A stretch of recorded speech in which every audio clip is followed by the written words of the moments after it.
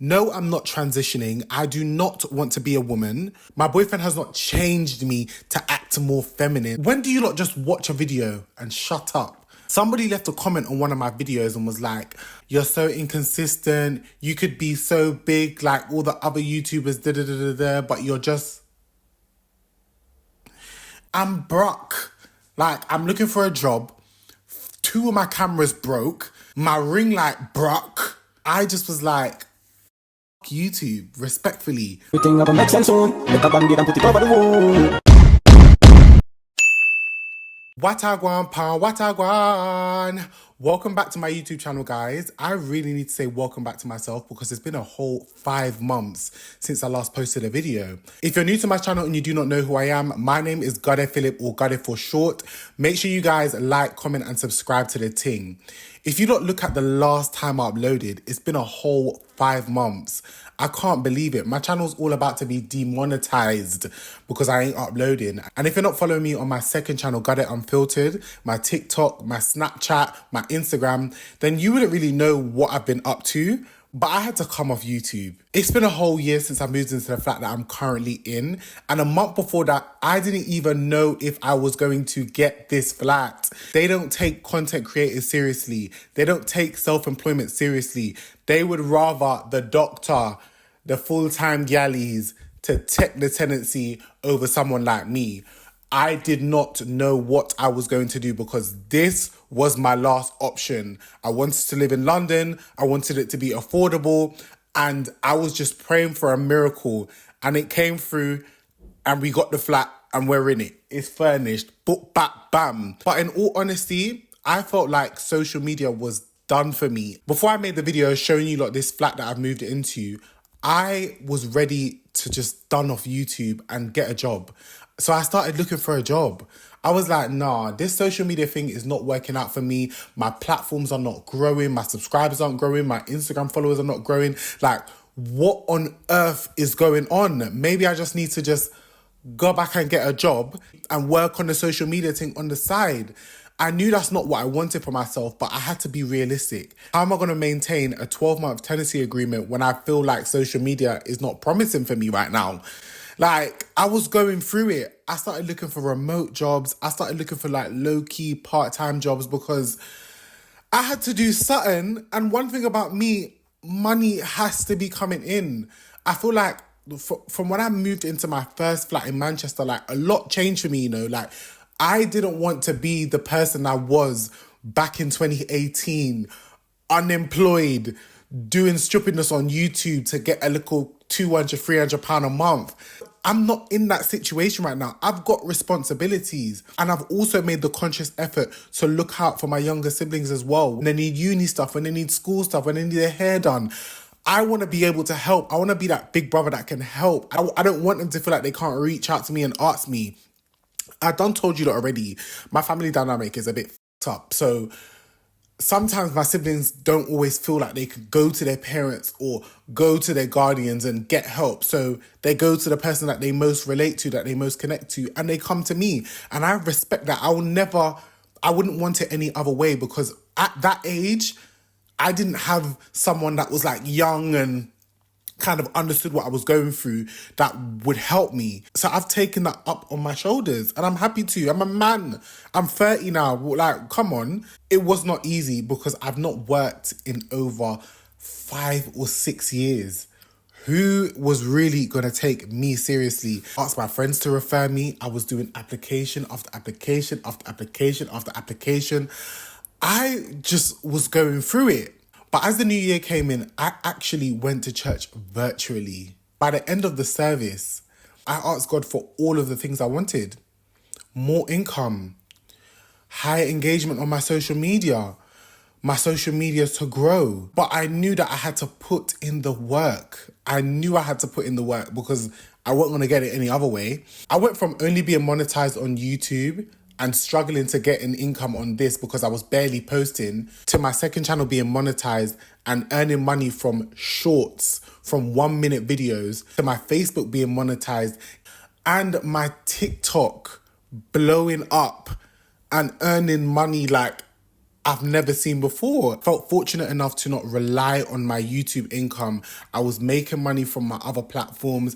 More ads started to come in. I was working with brands that I've never worked with in my life. If you guys follow me on TikTok, then you would know I worked with Milk, I worked with Makeup Revolution, I worked with Estee Lauder. I worked with brands that I didn't even think I could possibly work with. I finally felt that I could breathe and close my laptop from all these job applications. I don't think you lot understand how depressing it was to feel like 4 years of work and you failed. With how fast social media is, you can often feel like you're failing and you're being left behind. And even now, I feel like if I start back posting on YouTube, are you lot even going to remember me? Are you lot going to check for me the way you used to? And I went to look back through my Instagram archives and my Snapchat archives, and back in 2019, 2020, I went so hard on every platform. I wasn't doing the content that I'm doing now, but a minute didn't go by that I wasn't posting. Like in 1 week, I was posting all 4 videos, 5 videos, and I didn't care. In one breath, I didn't want to do the mix-up guide. I didn't want to do the drama, messy content, as you like to call it. I wanted to clean it up, but I genuinely enjoy mix-up guide, and I'm going to continue doing that. You don't feel, I'm going to continue doing that. I just took a step back because so much things was going on. I'm broke. I'm looking for a job. 2 of my cameras broke. My ring light broke. There wasn't enough money coming in for me to be buying camera, buying ring light, buying film setup to do my interviews. It wasn't that. I've got a whole different set of responsibilities now. I just was like, YouTube, respectfully. That's genuinely how I felt. Somebody left a comment on one of my videos and was like, God, you're so inconsistent. You could be so big like all the other YouTubers, but you're just... And I had to hold myself together and just ignore the comment. And some of my subscribers did the work for me. But you lot don't know the mental toll that it takes to show up on this camera. Now, I can sit here and say, I don't care what people think, I don't care what people think, which 90% of that is true. But when I'm posting videos similar to my peers on the same platform and they're not performing well, it can be disheartening. When I do post videos and my comment section is constantly about my appearance, how my hair is, how my nails look, how my skin is, how my body is, how much weight I've gained, it's draining. And sometimes I don't want to deal with that. Now that I've started to do reels and I've started to do more maintenance videos about my hair, videos about my skin, people are constantly talking about my appearance, not about the subject of the video, just my appearance. I look like this person, I look like that person. What did you do to your face? Have you had this done? Have you had that? And I'm like, are you lot okay? When do you lot just watch a video and shut up? Started to get annoying. That you lot think that it takes 5 minutes to make a video, but it takes a lot of patience to record, edit, make sure that the video is eligible to be monetized and upload it. That's a good 3-4 hours of work. I'm not saying it's hard, but you have to have patience. And I can't lie, I didn't have the patience, especially when you lot in my comments talking about how I look and not actually what I'm talking about in the video. Do you know how jarring that is? My laptop stopped working. My Final Cut Pro had gone. A lot was going on. Do you lot really think I'm staying steady worried about Sally uploading, how much subscribers Sally has and all this? Bro, I don't care. And I've learned to accept that, bro. You lot know who I am and you lot know the videos I've recorded and you lot know what I've done on every single platform that I've been on. So I don't need to convince myself that, I'm not enough because I've only got 40 odd K subscribers. Listen, there are people that have triple the following than me that are struggling on this platform, that have to do the most to get a little views. And I'm sorry, I'm not doing that anymore. Especially with the generation under me getting older, everybody have fallen. Everybody's telling me about what video I posted. Whereas 5 years ago, it was a bit different. Like, they were a lot younger and they weren't on TikTok like that. They weren't on YouTube like that. But now your videos are randomly getting recommended to them, and then they're going and telling their parents, and then their parents are coming to me. Like, it's a lot. On the topic of my appearance, if you guys follow me on my Instagram, my TikTok or whatever, you'll know that my content has changed. I've learnt how to do makeup.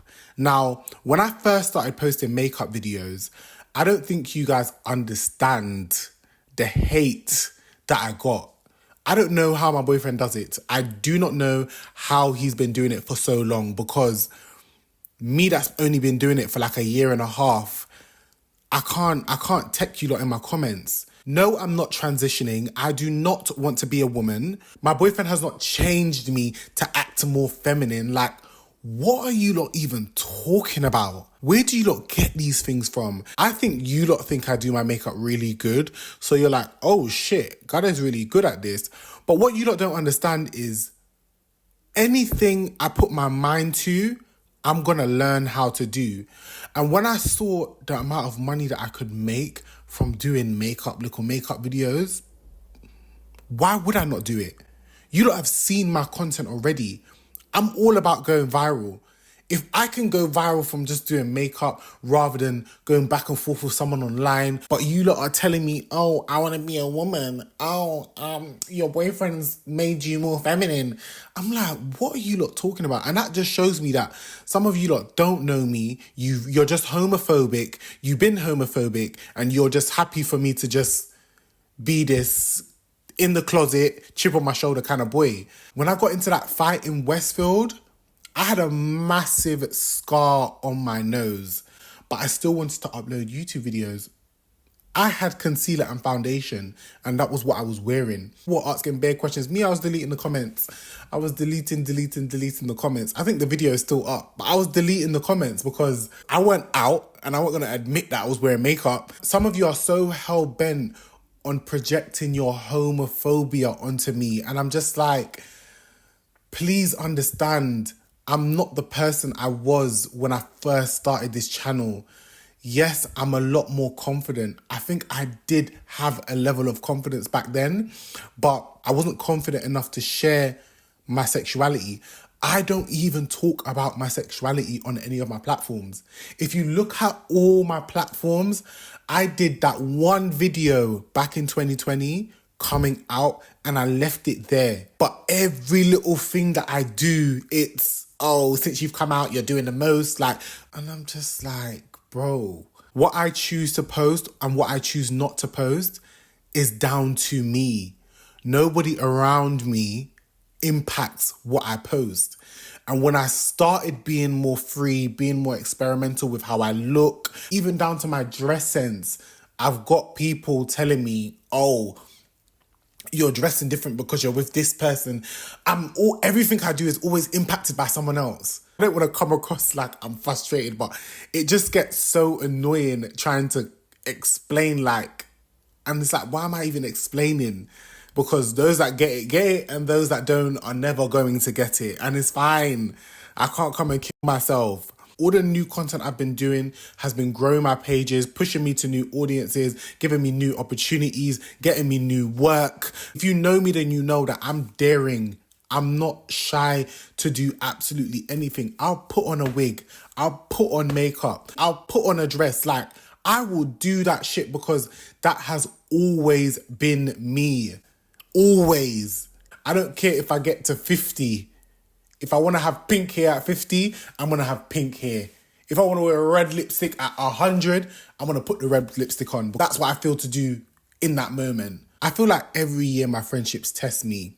God shows me red flags and I walk right into the red flag and I wrap myself up into the red flag. At the top of the year, oh my God, I posted this on my Snapchat. I bought this sofa that's behind me. It's a sofa I've always wanted. I wanted this sofa when I lived in my flat in Manchester, but I couldn't afford it at the time. And I managed to get it this time. Within a week of me having it, a friend of mine got foundation on it. Imagine me walking into my living room and seeing something on my sofa and I flick it with my hand and it's wet foundation. the whole day has gone by and you've got foundation on my sofa, not told me, and I've wiped it and I've even spread it even more. And then when I confront you about it, it's not that deep. You're laughing. Cut off. I don't want people like that around me. Like I've just gotten to the point where I'm not sugarcoating my reasons for not wanting to be around you or not wanting to be associated with you. You're getting cut off. Genuinely feel like since I started living on my own, I've changed, I'm militant when it comes to my yard because this is a big responsibility, especially when you're using your hard-earned money to buy things and people are coming in your yard and taking liberties, and then you want to go back and forth with me in my yard. You want to go back and forth with me in my yard. Like, do you know how mad that is? And I genuinely feel like that often happens because the people that I am putting myself around don't respect me. They don't see me as someone that they should respect. They feel like they're bigger than me. And for the last couple of years, I feel like I've constantly allowed people to disrespect me. And the only reason why I feel like they think that they can do that is because they don't look at me as somebody that they need to respect. They think that they can walk all over me. They think that I'm a pushover. And believe it or not, guys, I'm real chill. I'm a real chill, nonchalant kind of person. I know it might not seem that way. I'm always this type of person to say, it's fine, don't worry about it. It's fine, don't worry about it. I've stopped that. And the minute I stopped that, it showed me who these people really are. Mini story time. When I first met Dami, it was really on a friendship thing. We were genuine friends before we became intimate and before we decided to get into a relationship. And in that, the people that were around us, I personally feel like didn't see us as a couple. And we often would go to our friends and vent to our friends and our friends are getting involved in our business, and there was no boundary. And it almost felt like 5 people were in the relationship and not just me and my boyfriend. And it got to the point where too many people were having opinions on my relationship, and that's nobody's fault other than me and my boyfriends, because that's what we did. Share what we're going through with our friends, which is perfectly normal. But when you got friends that are opinionated, or when you got friends that care about you, there's a bias and shit starts happening, and a lot of things have gone left when it comes to that this year. I'm not going to go too into it, but boundaries were crossed when it came to where I felt my friendship stood when it came to my relationship. And I say that in comparison to my friends in their relationships. They prioritize their partners. I don't know nothing about what is going on between them and their partners, but every time I'm going through something, I'm going to tell them, and then they come in with their energy, and then their energy towards him. It just was too much. And again, I had to dead that. Not all my friends need to know my business. Not all my friends need to be the mediator in things that are going on between me and my boyfriend. All of that is too much. Like, it's actually ridiculous. There was a situation that happened where me and my boyfriend were not on good terms. We were not on good terms, but as you lot already know, we've still got to show up online, post on social media, and yada, yada, yada. It's our job. And we actually got into it on live. While I was on TikTok live, we got into it, and I've got thousands of people telling me, oh, why is your boyfriend with you? If it wasn't for him, you wouldn't be nothing. Da-da-da. I'm getting all these type of comments. It brought me back to 2019, 2020, going on live and getting into bullshit on live, and everyone's screen recording it, and everyone's just, it was a lot. And I said, nah, never again. I got my friends getting involved. I've got his friends getting involved. I've got his family wanting to speak to me. Like, a lot has genuinely happened this year that has made me want to go full throttle in 2025. I'm not playing this year when it comes to my finances. I'm going to hustle like I ain't hustled before. When it comes to my health, I've started to go to the gym. I've started to fix my diet. I've started to take my vitamins. Like, my skin is the best it has ever looked. I'm not allowing people to disrupt my peace, come into my home and start their yaga, yaga, yaga and think that they can be unruly and walk all over me in my personal space. I'm not allowing that next year. I'm not doing it, you know. My boundaries are my boundaries. I'm going hard with my faith. I want to start going back to church. The minute I see a red flag in someone, I'm done. I'm not giving people grace because at our big age, you know what you're doing. You know what you did. But I'm back on my content shit on every platform. I'm not playing, as I told you lot. I looked through my memories and I was like, raw. What are we a God they can post? I'm staying out of the way. I don't care how much people call up my name in their little mess and their mix up. I'm not involved. Don't mix me. And I'm definitely coming back with my mix-up goddess because I was really trying to make friends with these influencers and content creators, and I'll be real, there's no real friendships in this shit. You just got to do what you got to do and keep it pushing.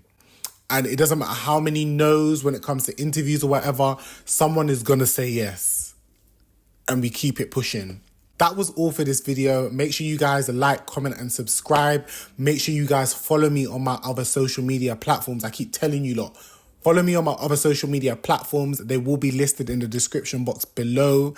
And thank you guys for watching this video and sticking around and being patient. But we're coming back. I can't believe I missed so much shit this year that I've wanted to talk about, but I've not been ready. But 2025, I'm ready. Bye guys. Watagwan pa watagwan.